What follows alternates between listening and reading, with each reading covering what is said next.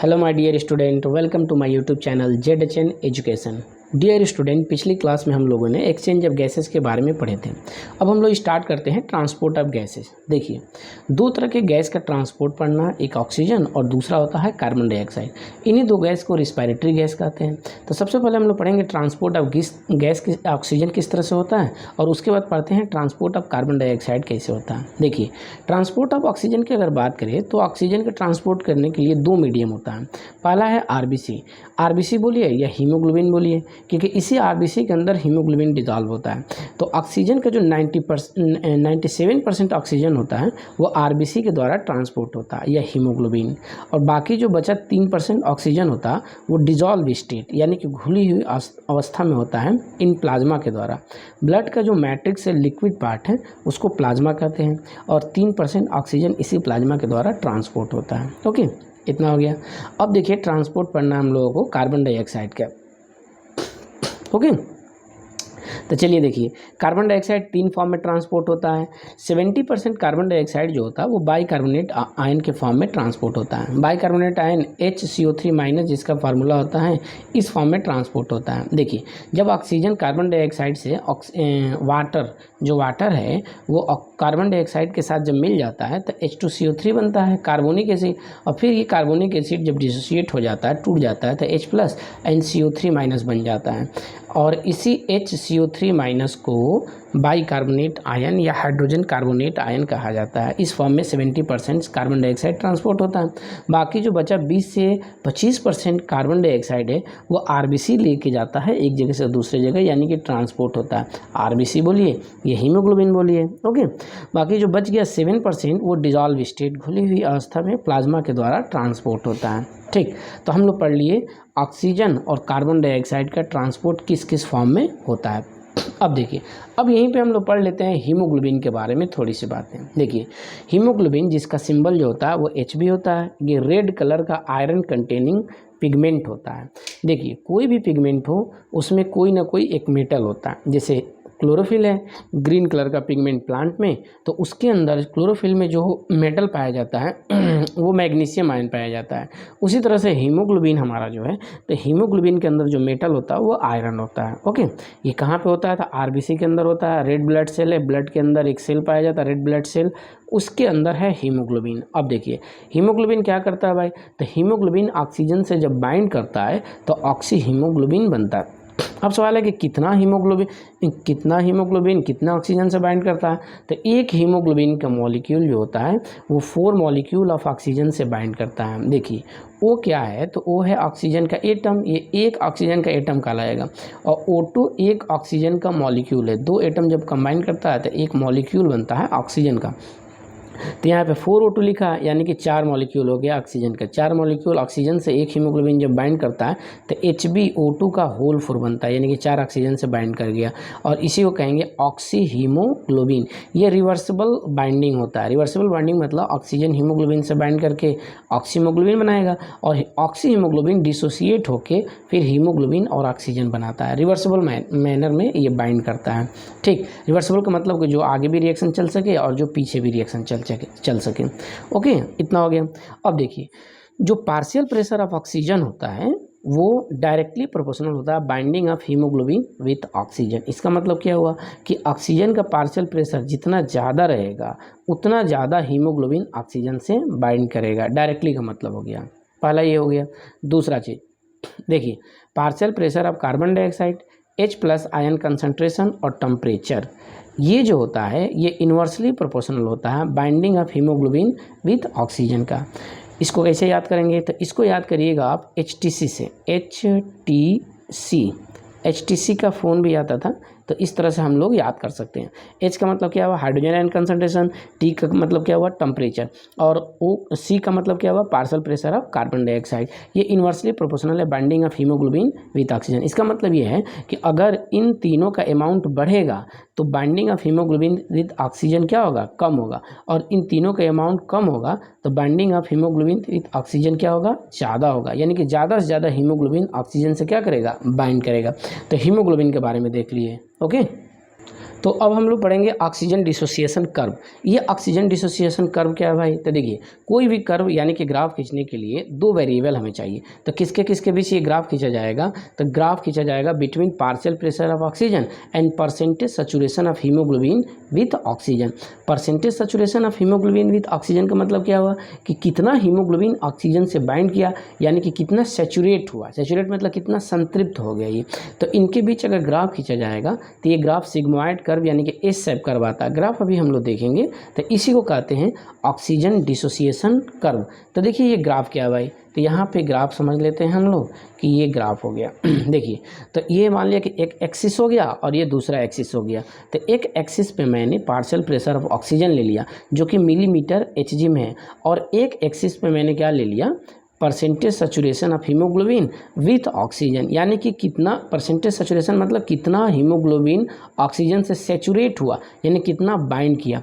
तो देखिए पार्शियल, ये है ओरिजिन, तो पार्शियल प्रेशर जब जीरो है तो कोई भी haemoglobin oxygen, partial pressure of oxygen जब यहाँ पे जीरो है तो कोई भी हीमोग्लोबिन ऑक्सीजन से बाइंड नहीं किया है। तो अब मैंने क्या किया? धीरे धीरे प्रेशर को इधर बढ़ाना चालू किया, यानी कि 0 से 10, 20, 30 करना चालू किया। तो यहाँ पे परसेंटेज सैचुरेशन ऑफ हीमोग्लोबिन भी धीरे धीरे बढ़ रहा है। तो ये इनके बीच पार्शियल प्रेशर ऑफ ऑक्सीजन और परसेंटेज सैचुरेशन के बीच एक ग्राफ खींचा जाए तो ये ग्राफ देखिए, ये इस तरह से कुछ ग्राफ आता है। ये एस शेप का भी आपको दिख रहा है, या सिग्मा शेप का दिख रहा है। तो इसी को सिग्मॉइड कर्व भी हम लोग कहते हैं। तो अब इसको और क्या समझते हैं भाई? देखिए और थोड़ा डिटेल में इसको समझते हैं। देखिए, जैसे ही मैंने प्रेशर बढ़ाना चालू किया ऑक्सीजन का, तो पार्शियल प्रेशर ऑफ ऑक्सीजन में अभी बताया कि डायरेक्टली प्रोपोर्शनल होता है binding of haemoglobin with oxygen. तो प्रेशर बढ़ाएंगे तो हीमोग्लोबिन ऑक्सीजन का बाइंडिंग क्या होगा? बढ़ेगा। यानी कि प्रेशर को मैं बढ़ाते बढ़ाते मान लिया कि 40 mmHg कर दिया, 40 mmHg कर दिया। ये कहाँ पे होता है partial pressure of oxygen? 40 mmHg कहाँ पे होता है? टिश्यू के अंदर होता है। तो टिश्यू के अंदर अगर ऑक्सीजन का पार्शियल प्रेशर 40 mmHg हो जाएगा तो इस कितना परसेंटेज सैचुरेशन हीमोग्लोबिन का ऑक्सीजन के साथ हो जाएगा? तो कैसे पता चलेगा? तो ये जो कर्व है इस पे यहाँ से परपेंडिकुलर डाला यहाँ पे, तो और इससे मैंने इस एक्सिस पर परपेंडिकुलर डाला, तो देखिए ये लाइन यहाँ पे टच कर रहा है, यानी कि ये 80 है और ये क्या है? 70 है। तो 80-70 के बीच में ये टच कर रहा है, यानी कि ये 75। तो ये कितना हो गया? 75 हो गया। यानी कि पार्शियल प्रेशर 40 mmHg पे हीमोग्लोबिन ऑक्सीजन से 75% सैचुरेट हो गया। ठीक है, इतना आ गया। अब देखिए मैंने प्रेशर को धीरे धीरे यहाँ से बढ़ाना चालू कर दिया, तो मान लिया कि यहाँ पे प्रेशर कितना हो गया? 104 mmHg, जो कि एल्वियोलाई में होता है, यानी कि लंग्स के अंदर होता है।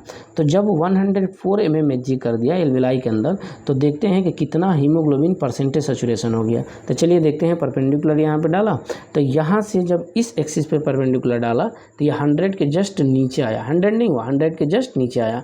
और ये कितना है? तो ये है 97% ऑक्सी हीमोग्लोबिन। अब ये 100 क्यों नहीं हुआ भाई? देखिए, जब पार्शियल प्रेशर एल्वियोलाई के अंदर 104 mmHg है तो परसेंटेज सैचुरेशन कितना बता रहा? 97% ऑक्सी हीमोग्लोबिन बता रहा। क्यों? ध्यान दीजिएगा, क्योंकि 3% ऑक्सीजन जो होता है वो किस फॉर्म में ट्रांसपोर्ट होता है? तो plasma, dissolve state in plasma में होता है। तो चाहे यहाँ प्रेशर हम कितना बढ़ा दें, जो परसेंटेज सैचुरेशन हमारा होगा वो 97% ही होगा, क्योंकि 3% ऑक्सीजन तो डिजॉल्व स्टेट यानी कि प्लाज्मा से होता है। हमें यहाँ पे किसका देखना है? हीमोग्लोबिन के द्वारा देखना है, यानी कि आरबीसी के द्वारा देखना है। ठीक है, चलिए इतना हो गया। अब देखिए इसमें से ये जो 25% है हीमोग्लोबिन जो बाइंड किया है ऑक्सीजन से, वो डिलीवर हो जाता है किसको? टिश्यू को डिलीवर हो जाता है। बाकी 75% जो ऑक्सीजन है हीमोग्लोबिन के साथ वो ब्लड के अंदर बच जाता है। तो ये 75% हो गया। यहाँ से यहाँ तक ये कितना है? ये है 75%। और इसको क्या कहते हैं? वेनस रिजर्व ऑफ ब्लड कहते हैं। देखिए ये 75% है, वेनस रिजर्व ऑफ ऑक्सीजन कहा जाता है। ओके, तो ये ग्राफ हम लोग डिटेल में तो समझ लीजिए, थोड़ा सा मैं एक्स्ट्रा बताया हूँ। चलिए अब एक पॉइंट और देखते हैं, यहाँ पे कुछ बातें लिखा है, चलिए इसको भी समझ लेते हैं भाई। तो देखिए इन नॉर्मल कंडीशन की अगर बात करें, रेस्टिंग कंडीशन की बात करें, तो 100 100 ml मानी कि 100 ml अगर ऑक्सीजनेटेड ब्लड लिया जाए तो उसमें 20 ml ऑक्सीजन होता है, और 100 ml डीऑक्सीजनेटेड ब्लड लेंगे तो उसमें 50 ml ऑक्सीजन होता है, क्योंकि डीऑक्सीजनेटेड ब्लड में ऑक्सीजन कम होता है, तो 50 ml ऑक्सीजन हो गया। अब देखिए ऑक्सीजन कितना टिश्यू को डिलीवर किया गया, तो 5 ml टिश्यू को डिलीवर किया गया, 5 ml यानी कि 25%। तो 20 ml ऑक्सीजनेटेड ब्लड में है तो इसका 5 ml कितना हो जाएगा, 25% हो जाएगा। तो बच कितना जाएगा, 15 ml बच जाएगा, यानी कि 75%। ठीक है, चलिए अब इसको भी देख लेते हैं। देखिए तो इसको देखने से पहले थोड़ा सा एक हम लोग ग्राफ देखते हैं। यहाँ पे देखिए मैं एक नॉर्मल फॉर्म में ये बना दिया, ये हो गया लंग्स और ये हो गया ब्लड वेसल और ये क्या हो गया, टिश्यू हो गया। तो लंग्स के अंदर ऑक्सीजन का पार्शियल प्रेशर मैं बता चुका हूँ कि 140 mmHg होता है, यहाँ पे मैक्सिमम है, इससे ज़्यादा अभी इन्वायरमेंट के अंदर होता है 159 mmHg बताया था। और पार्शियल प्रेशर कार्बन डाइऑक्साइड के कितना है, यहाँ CO2 कम होगा तो 40 mmHg हो गया। ठीक, और टिश्यू के अंदर देख लेते हैं भाई, तो टिश्यू में ऑक्सीजन यूज हो रहा है तो यहाँ प्रेशर कम होगा 40 mmHg, और यहीं पे CO2 बार बार बन रहा है रिस्पायरेशन के द्वारा, तो यहाँ पे मैक्सिमम CO2 का प्रेशर होगा जो कि 45 mmHg है। ठीक, तो चलिए देखते हैं। तो लिख रहा है कि एट पार्शियल प्रेशर कितना 140 mmHg, ये कहाँ पे है, लंग्स के अंदर है कि तो लंग्स के अंदर मैक्सिमम प्रेशर हो गया तो कितना ऑक्सीजन बाइंड कर जाएगा हीमोग्लोबिन से, तो 97% बाइंड करेगा, यानी 97% ऑक्सी हीमोग्लोबिन बनेगा। अब देखिए एट पार्शियल प्रेशर 40 mmHg, ये मिनिमम प्रेशर है, ये कहाँ पे होगा, टिश्यू के अंदर होगा। तो टिश्यू के अंदर होगा तो कितने ऑक्सी हीमोग्लोबिन बनेगा, यानी कितना परसेंटेज सैचुरेशन होगा, तो 75%, जो कि ग्राफ में मैं बताया। अब देखिए एक चीज़ एक्स्ट्रा बता रहा हूँ मैं आपको जो कि एनसीईआरटी में नहीं लिखा है कि एट PO2 कितना 25 mmHg, यानी कि पार्शियल प्रेशर ऑक्सीजन का अगर 25 mmHg कर दें तो 50% ऑक्सी हीमोग्लोबिन बनता है, और इसी को P50 वैल्यू कहा जाता है। ठीक है, चलिए इतना देख लिया हम लोग। अब देखिए अब जो है एल्वियोलाई के अंदर देखते हैं कि ऑक्सीजन का पार्शियल प्रेशर और partial pressure of carbon dioxide का फॉर्मेशन ऑफ ऑक्सी हीमोग्लोबिन पे क्या इफेक्ट पड़ता है। तो देखिए एल्वियोलाई में पार्शियल प्रेशर ऑक्सीजन का ज़्यादा है, अभी बताया कितना है, तो 104 mmHg है, यानी कि ये ज़्यादा है। ठीक, अब देखिए इसको कैसे याद करेंगे, अगर ऑक्सीजन का पार्शियल प्रेशर जहाँ पे ज़्यादा हुआ तो ये तीन जो चीज़ यहाँ पे लिखा हूँ ये कम हो जाएगा। तो partial pressure of oxygen alveoli के अंदर लंग्स के अंदर ज़्यादा है तो partial pressure of CO2, hydrogen ion concentration और टेम्परेचर ये क्या हो जाएगा, कम हो जाएगा। इसको कैसे याद करेंगे बताया था, HTC से, H से H+ आयन कंसंट्रेशन, टेम्परेचर और ये पार्शियल प्रेशर ऑफ CO2 ये कम है किसके अंदर, लंग्स के अंदर। तो ये सारा कंडीशन फेवरेबल है किसके लिए, तो फॉर्मेशन ऑफ ऑक्सी हीमोग्लोबिन, यानी कि जो हीमोग्लोबिन है लंग्स में इन सारे फैक्टर की वजह से ऑक्सीजन से कंबाइन करेगा और ऑक्सी हीमोग्लोबिन बनाएगा। तो एल्वियोलाई यानी कि लंग्स में हीमोग्लोबिन ऑक्सीजन से मिलकर बार बार ऑक्सी हीमोग्लोबिन बनाता है, ये चीज़ देख लिए। अब चलिए भाई देखते हैं टिश्यू के अंदर। देखिए तो टिश्यू में ऑक्सीजन क्या होता है, यूज होता है, तो ऑक्सीजन यूज होता है तो पार्शियल प्रेशर ऑक्सीजन का कम हो जाएगा। और मैं बताया आपको कि ये प्रेशर जहाँ पे कम होगा तो इनकी अमाउंट क्या हो जाएगा, तीनों का बढ़ जाएगा। तो पार्शियल प्रेशर ऑक्सीजन का कम है तो partial pressure of CO2 tissue के अंदर, हाइड्रोजन आयन कंसंट्रेशन और टेम्परेचर क्या होगा, ज़्यादा हो जाएगा। तो ये जब ज़्यादा हो जाएगा तो ये किसके लिए फेवरेबल होगा, तो ये होगा डिसोसिएशन ऑफ ऑक्सी हीमोग्लोबिन, यानी कि टिश्यू में जो ऑक्सी हीमोग्लोबिन बना है HbO2 का होल 4 वो बार बार डिसोसिएट होगा, टूटेगा और हीमोग्लोबिन ऑक्सीजन रिलीज होगा। जो टिश्यू के अंदर ऑक्सीजन रिलीज होगा इसी को रिस्पायरेशन में यूज कर लिया जाएगा और ऑक्सीजन बना दिया जाएगा। तो ऐसे भी समझ सकते हैं इसको कि टिश्यू के अंदर CO2 बनेगा, ज़्यादा होगा, CO2 एसिडिक होता है तो एसिडिक होगा तो H+ आयन कंसंट्रेशन ज़्यादा होगा, H+ आयन कंसंट्रेशन ज़्यादा होगा तो एसिडिटी क्या हो गया, ज़्यादा हो गया। अब एक चीज़ और बता सकते हैं कि एसिडिक जहाँ पे ज़्यादा होता है उसका pH कम होता है तो यहाँ पे pH कम हो जाएगा और टेम्परेचर ज़्यादा हो जाएगा। एक चीज़ और ये बता चुका हूँ कि 100 ml ऑक्सीजनेटेड ब्लड कितना ml कंटेन करता है ऑक्सीजन को, तो 20 ml ऑक्सीजन को कंटेन करता है। और 100 ml ऑक्सीजनेटेड ब्लड डिलीवर करता है 5 ml ऑक्सीजन टू टिश्यू को 5 ml ऑक्सीजन डिलीवर करता है। ठीक है, तो इतनी बातें देख लिए। चलिए अब हम लोग इसी को पढ़ते हैं एनसीईआरटी से। तो चलिए देखिए एनसीईआरटी को रीड करते हैं। ट्रांसपोर्ट ऑफ गैस, जो कि नोट्स के फॉर्म में मैं बता चुका कि ट्रांसपोर्ट ऑफ गैस में लिख रहा है कि blood is a medium, blood ही हमारे अंदर जो मीडियम होता है जो गैस को ट्रांसपोर्ट करता है एक जगह से दूसरे जगह।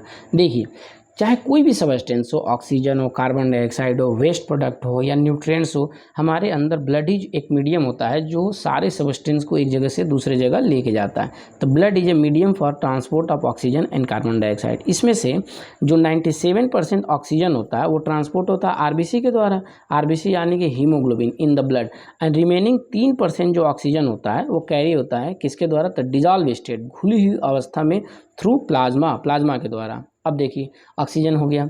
अब कार्बन डाइऑक्साइड का देखते हैं, तो कार्बन डाइऑक्साइड में लिख रहा कि नियरली 20 से 25% CO2 जो होता है वो ट्रांसपोर्ट होता है किसके द्वारा, आरबीसी के द्वारा यानी कि हीमोग्लोबिन, और 70% जो होता है वो ट्रांसपोर्ट होता है किसके द्वारा, तो bicarbonate ion, bicarbonate ion HCO3 minus, इसको हाइड्रोजन कार्बोनेट भी बोलेंगे, इसके द्वारा ट्रांसपोर्ट होता है।